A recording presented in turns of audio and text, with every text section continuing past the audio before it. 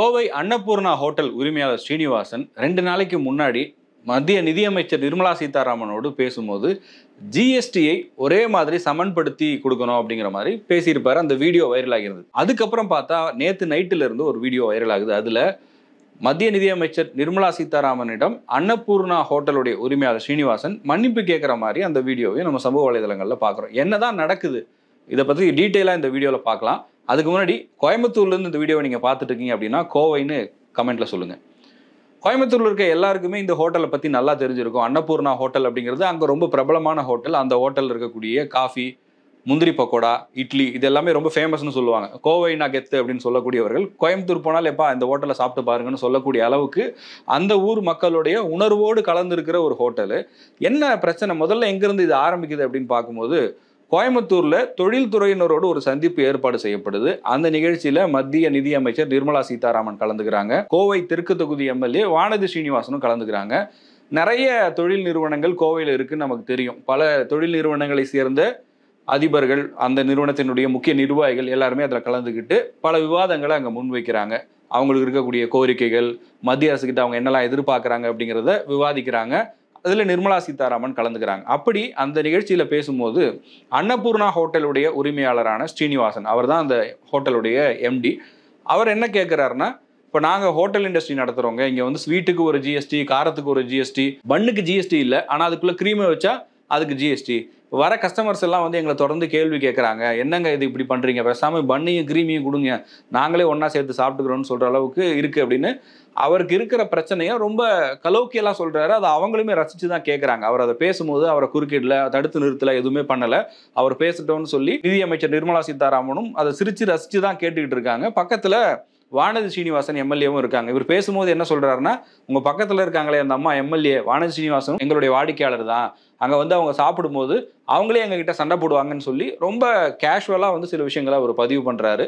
அந்த நிகழ்ச்சி என்ன ஆகுது அப்படின்னா செய்தி ஊடகங்களில் செய்தியாக வெளியாகுது. அது வீடியோ வந்து இவர் கேள்வி கேட்ட விதம் வந்து சோஷியல் மீடியாவில் பெரிய அளவுக்கு வைரல் ஆகுது. இது அரசியல் ரீதியான ஒரு பிரச்சனையாக மாறுது. அதுக்கு அடுத்த நாள் நிர்மலா சீதாராமன் என்ன பண்ணுறாங்கன்னா ஒரு ப்ரெஸ் மீட் வைக்கிறாங்க கோயம்புத்தூர்லேயே. அப்போ செய்தியாளர்கள் இதை பற்றி கேட்குறாங்க, இப்படி உங்ககிட்ட கேள்வி கேட்டாங்களே, நீங்கள் அதுக்கு என்ன சொல்கிறீங்கன்னு கேட்கும்போது அதுக்கு நான் அங்கேயே விளக்கம் சொல்லிட்டேங்க, ஒவ்வொரு மாநிலத்துக்கும் ஒரு வரியெல்லாம் விதிக்கிறது இல்லை, ஜிஎஸ்டிக்குன்னு ஒரு கவுன்சில் இருக்குது, அங்கே இதெல்லாம் ஆலோசிக்கப்பட்டு எந்தெந்த பொருட்களுக்கு விலை உயர்த்தணும், எது குறைக்கணும் அப்படிங்கிறதெல்லாம் நாங்கள் பண்ணுவோம். ரொம்ப ஜனரஞ்சகமான முறையில் அவர் தன்னுடைய கருத்தை பதிவு பண்ணார். இதில் எனக்கு எதுவும் இல்லை, நான் வந்து யாருடைய கமெண்ட்டை பற்றியும் கவலைப்படுறது இல்லை அப்படின்னு சொல்லி அவங்களும் கடந்து போயிட்டாங்க. இப்போ நேற்று என்ன ஆகுது அப்படின்னா, நேற்று இரவு ஒரு வீடியோ ரிலீஸ் ஆகுது. இது பிஜேபியினுடைய ஐடி விங்லேருந்து ரிலீஸ் பண்ணுறாங்க. அந்த வீடியோ எப்படி இருக்குன்னா, நிதியமைச்சர் நிர்மலா சீதாராமன் உட்காந்துருக்காங்க, இன்னொரு பக்கம் வானதி ஸ்ரீனிவாசன் உட்காந்துருக்காங்க, இந்த அன்னபூர்ணா ஹோட்டல் உரிமையாளர் ஸ்ரீனிவாசனும் அந்த வீடியோவில் உட்காந்துருக்காரு. அப்போ வந்து அவர் அந்த சம்பவம் நடந்ததை பற்றி பேசுகிறதா, ஆனால் அது ஆடியோ கிளியராக இல்லை. இப்போ இந்த வீடியோ பார்க்கும்போது வீடியோ ரொம்ப கிளாரிட்டியாக இருக்குது, யார் உட்காந்துருக்காங்கன்னு தெரியுது. பட் ஆனால் அதில் நிர்மலா சீதாராமன் பேசுகிறதோ இல்லைனா அன்னபூர்ணா ஹோட்டல் ஓனர் பேசுகிறதோ அவ்வளோ கிளியராக இல்லை. ஹெட்ஃபோன்லாம் போட்டு ரொம்ப நம்ம கூர்ந்து கவனிச்சாதான் அவங்க பேசுகிறது கேட்குது. அந்த இடத்துல ஒரு சின்ன சந்தேகம் கூட வருது, இது உண்மையிலேயே இந்த ஆடியோ உண்மைதானா இல்லைனா மேனிப்புலேட் ஏதாவது பண்ணியிருப்பாங்களா அப்படிங்கிற சந்தேகம் வரக்கூடிய அளவுக்கு இருக்குது.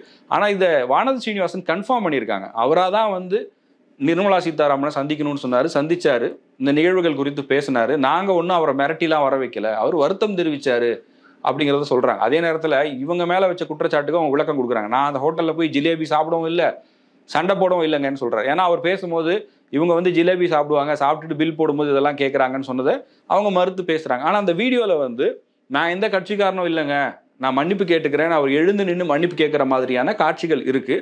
அது உண்மையா இல்லையா, அதோடைய உண்மைத்தன்மை என்னன்னு கேட்கறதுக்கு அந்த ஹோட்டல் உரிமையாளரை நம்ம தொடர்பு கொள்ள முயற்சி பண்ணோம். பட் ஆனால் அவங்க இந்த விஷயம் சார்ந்து எதுவுமே பேச முன்வரல. ஒருவேளை அவங்க சொன்னாங்கன்னா அடுத்தடுத்த வீடியோஸில் அதையும் நம்ம அப்டேட் பண்ணலாம். பட் வானதி ஸ்ரீனிவாசன் இந்த சந்திப்பு உண்மைதான்னு கன்ஃபார்ம் பண்ணியிருக்காங்க. இப்போது இது இங்கே தமிழ்நாட்டில் எப்படியான விஷயமா மாறி இருக்கு அப்படின்னு பார்க்கும்போது, இப்போது திமுக தரப்புல இருந்து கனிமொழி அதை வந்து கண்டித்து ட்வீட் போட்டிருக்காங்க. அதே போல் காங்கிரஸ் கட்சியினுடைய எம்பியாக இருக்கிற ஜோதிமணி அவங்களும் கூட அன்னபூர்ணா ஹோட்டல் உரிமையாளருக்கு நாங்கள் ஆதரவாக இருக்கிறோம், அவரை கூப்பிட்டு மிரட்டி இருக்காங்கன்னு சொல்லி அதை கண்டிக்கிற விதமாக ஜோதிமணி ட்வீட் பண்ணியிருக்காங்க. இது ராகுல் காந்தி வரைக்கும் போயிருக்கு. மக்களவை எதிர்க்கட்சி தலைவராக இருக்கிற ராகுல் காந்தி தமிழ்நாட்டில் ஒரு தொழிலதிபர் மிரட்டப்பட்டிருப்பது கண்டனத்துக்குரியது, இந்த மாதிரி அவங்களுக்கு இருக்கக்கூடிய பிரச்சனைகளை சொல்றாங்க. அதை கேட்காம அவங்களை கூப்பிட்டு மிரட்டுறது எந்த வகையில நியாயம்னு சொல்லி அவரும் ஒரு ட்வீட் பண்ணியிருக்காரு. இப்படி இந்த பிரச்சனை வந்து இன்னைக்கு கோயம்புத்தூர்ல ஒரு சின்ன அரங்குக்குள்ள நடந்த இந்த பிரச்சனை இந்தியா முழுக்க ஒரு பெரிய பிரச்சனையாகவே பார்க்கப்படுது. ஏன்னா ஏற்கனவே தொழில்துறையினருக்கு இருக்கக்கூடிய சிக்கல்கள் குறித்து பேசணும், அவங்களுக்கு ஜிஎஸ்டியில் எந்த மாதிரி பாதிப்புகள் இருக்குது அப்படிங்கிறத பேசணுன்ற விவாதம் ஒரு பக்கம். இன்னொரு பக்கம் கோவை அப்படிங்கிறது தமிழ்நாட்டினுடைய முக்கியமான ஒரு வணிகம் நடக்கக்கூடிய ஒரு பகுதியாக, நிறைய தொழிற்சாலைகள் இருக்குது, பொருளாதார ரீதியில் தமிழ்நாட்டின் வளர்ச்சிக்கு உதவக்கூடிய ஒரு பகுதியாக இருக்குது. அங்கே இந்த மாதிரி இஷ்யூஸ் எல்லாம் நடக்கிறதுனால அதை பற்றி விவாதிக்கணும்னு எல்லாருமே கோரிக்கைகளை முன்வைக்கிறாங்க. இந்த அன்னபூர்ணா நிறுவனத்தினுடைய வரலாறு என்ன அப்படின்றதையும் நம்ம பார்க்கணும் இல்லையா? அன்னபூர்ணா ஹோட்டலை பொறுத்த வரைக்கும் கோயம்புத்தூர்ல 1966 தொடங்கியிருக்காங்க. அதை தொடங்கினது தாமோதரசாமி நாயுடு அப்படிங்கிறவர் தான். அவருடைய அடுத்த தலைமுறை, அவருடைய மகன் இப்போ அந்த ஹோட்டலை நடத்திட்டு இருக்காரு. இது ஒரு குடும்ப உறுப்பினர்கள் எல்லாருமே சேர்ந்து நடத்தக்கூடிய ஒரு நிறுவனமா இருக்கு. அன்னபூர்ணா ஹோட்டல் எப்படி தொடங்கினது அப்படிங்கிற கதையை கேட்கும்போது ரொம்ப சுவாரஸ்யமா இருக்கு. அவங்க தொடக்கத்துல விவசாயம் செய்யக்கூடிய ஒரு பின்னணியில இருந்தா வந்திருக்காங்க. அதுக்கப்புறமா ஒரு பெட்டி கடை வைக்கணுங்கிறதுல ஆரம்பிச்சு அவங்களுடைய சின்ன சின்ன முயற்சிகள் மூலமாக திரையரங்குக்குள்ள கேன்டீன், இப்போ நம்ம தியேட்டர்ஸ் எல்லாம் போனோம் அப்படின்னா அங்கே கேன்டீன் இருக்கு இல்லையா, பாப்கார்னு, பப்ஸு, சமோசா இதெல்லாம் வாங்குற கேன்டீன் இருக்கும் இல்லையா, அதே மாதிரி கோயம்புத்தூர்ல ஆரம்பத்தில் அவங்க ஒரு சில திரையரங்குகளில் கேன்டீன் ரன் பண்ணக்கூடிய நிறுவனமாக தான் இருந்திருக்காங்க. ஆனால் அதுக்கப்புறமா தான் தனியாக 1966 தான் ஒரு ஹோட்டலை உருவாக்குறாங்க. எதுக்கு அந்த பேரை வச்சாங்க அப்படின்னு கேட்கும்போது, உணவுக்கு ஒரு கடவுள், உணவுக்கான ஒரு தெய்வம் அப்படின்னு பார்க்கும்போது அன்னபூரணி தெய்வம் தான் வணங்குறாங்க, அதனால நாங்கள் அந்த பேரை வச்சிருக்கோம். அது மட்டும் இல்லாமல் highest peak in the world Annapurna அப்படிங்கிற பேர்ல நேபாளில் இருக்கு. இதெல்லாம் மனசுல வச்சுதான் அன்னபூர்ணான்னு ஹோட்டலுக்கு பேர் வச்சோம் அப்படிங்கிறத சொல்றாங்க. இன்னைக்கு கோயம்புத்தூர்ல மட்டுமே ஏறத்தாழ 24 கிளைகள் இந்த ஹோட்டலுக்கு இருக்கு. கோயம்புத்தூருக்கு போற எல்லாருக்குமே இந்த ஹோட்டல் அப்படிங்கிறது எங்கே பார்த்தாலும் கண்ணில் படும். அதே மாதிரி அங்கே போகிற எல்லாருமே கண்டிப்பாக இங்கே சாப்பிட்டு பாருங்கன்னு சொல்லக்கூடிய அளவுக்கு ஒரு பிரபலமான ஹோட்டலாக இருக்குது. இப்போ 2ஆம் தலைமுறையில் அந்த ஹோட்டலை நடத்திட்டு இருக்கிறவர் தான் ஸ்ரீனிவாசன். அவர் தான் நிதியமைச்சர் நிர்மலா சீதாராமனிடம் பேசியவர். அவர் தான் இப்போ அந்த நிறுவனத்தினுடைய மேனேஜிங் டைரக்டராக இருக்கார். அவர் மட்டும் இல்லாமல் அவருடைய மகன்கள், அவருடைய சகோதரர்கள்னு சொல்லி அவருடைய குடும்பத்தை சேர்ந்த பலரும் இந்த ஹோட்டல் நிர்வாகத்தில் ஈடுபட்டு இருக்காங்க. இந்த நிறுவனத்தை பொறுத்த வரைக்கும் அவங்க தொடங்கும் போதே பல புது விஷயங்களை முயற்சி பண்ணியிருக்காங்க. அந்த 1960கள் காலகட்டத்தில் சென்னை போன்ற பெருநகரங்கள்லேயே ஹோட்டல் அலுமினியம் பிளேட்ஸ் தான் இருக்குமா. ஆனா இவங்க வரும்போது என்ன பண்ணிருக்காங்கன்னா ஸ்டெயின்லெஸ் ஸ்டீல்ல பிளேட்டு, அங்க யூஸ் பண்ற டம்ளர், ஸ்பூன் இது எல்லாமே வந்து உள்ள கொண்டு வந்திருக்காங்க. இது அந்த ஹோட்டல் இண்டஸ்ட்ரியிலேயே வந்து ஒரு புதிய துவக்கமா பார்க்கப்பட்டிருக்கு. இன்னைக்கு அந்த நிறுவனத்துல 4500க்கும் மேற்பட்டவர்கள் வேலை செய்யறதாகவும் சொல்றாங்க. இந்த நிறுவனத்துல அவங்க பயன்படுத்தக்கூடிய பொருட்கள் எல்லாமே அவங்களுடைய நிறுவனங்களே தயாரிக்கப்படுது. அங்கே காஃபி கொட்டையாக இருக்கட்டும், அதே போல் அவர்கள் பயன்படுத்தக்கூடிய உணவுக்கான இன்க்ரீடியன்ஸாக இருக்கட்டும், இது எல்லாத்தையுமே பார்த்து பார்த்து அவங்க கொண்டு வராங்க. அதுதான் அந்த நிறுவனத்தினுடைய ஒரு தனித்துவமான அடையாளமாக இருக்குது அப்படிங்கிறதையும் சொல்கிறாங்க.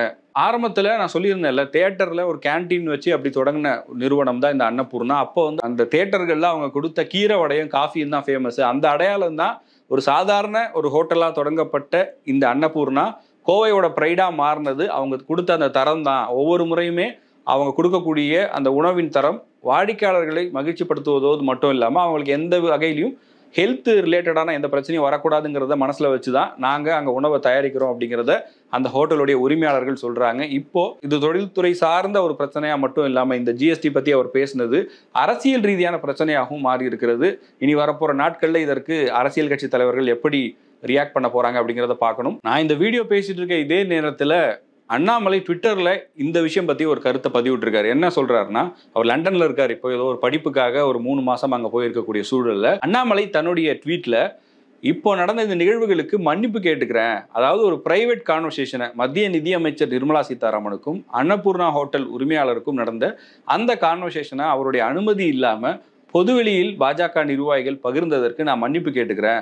அவருடைய பங்களிப்பு அப்படிங்கிறது வணிக ரீதியாக நாட்டினுடைய வளர்ச்சிக்கு ரொம்ப முக்கியமானது. அதுவும் கோவையினுடைய வளர்ச்சிக்கு இந்த நிறுவனம் பெரிய பங்காற்றி இருக்கிறது.